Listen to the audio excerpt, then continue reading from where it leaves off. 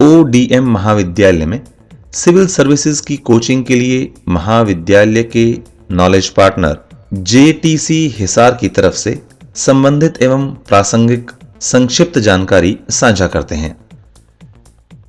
NGT ने ओडिशा की राज्य सरकार को 6 महीने के भीतर सुकापाइका नदी को पुनर्जीवित करने का निर्देश दिया है।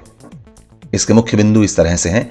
नेशनल ग्रीन ट्रिब्यूनल ने ओडिशा सरकार को महानदी की एक सहायक नदी सुकापाइका नदी को पुनर्जीवित करने का निर्देश दिया है। इसने राज्य सरकार को इस नदी के पुनरुद्धार के लिए एक समर्पित कोष बनाने का निर्देश दिया है। ट्रिब्यूनल ने ओडिशा सरकार को 1 महीने के भीतर नदी को फिर से जीवंत करने और 13 मार्च 2023 तक पूरी नदी पुनरुद्धार परियोजना को पूरा करने के लिए 49.67 करोड़ रुपए का बजटीय आवंटन करने का भी निर्देश दिया। NGT ने आरोप लगाया कि कटक जिले में सुकापाइका नदी 1950 के दशक में मुहाना बंद होने के कारण मृत हो गई थी। सुकापाइका नदी कटक जिले के अयातुर गांव से निकलती है और उसी जिले के तारापुर में महानदी में फिर से मिलने से पहले लगभग 40 किलोमीटर बहती है।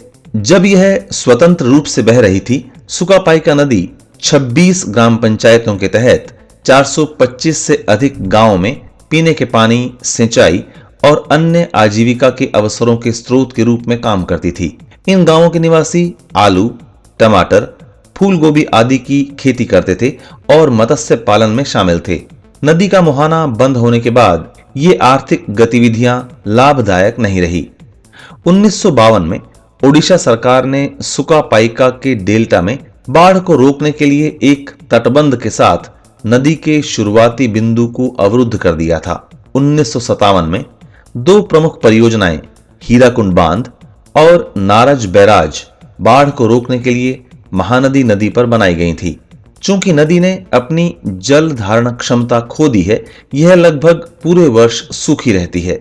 इससे क्षेत्र के गांवों के 5.5 लाख लोगों पर नकारात्मक प्रभाव पड़ा है। नदी के तल का क्षरण हो गया है और जलकुंभी द्वारा आक्रमण किया गया है। पिछले कुछ वर्षों में मृत नदी के किनारे कई अतिक्रमण होने लगे हैं और पूरी नदी के तल को ठोस और तरल कचरे के लिए डंपिंग ग्राउंड में बदल दिया गया है।